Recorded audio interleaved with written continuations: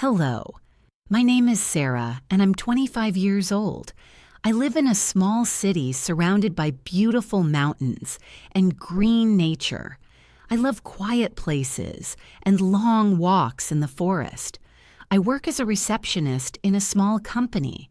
Every day I meet different people, and I enjoy helping them with a big smile.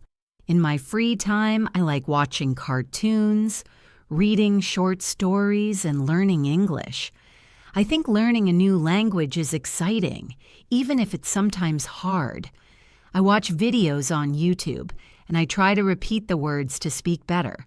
My favorite English word is sunshine, because it makes me feel happy and warm. One day, I hope to travel to the United States and speak English fluently. I also want to open a small shop online and sell things I love. Step by step, I believe I will reach my goals.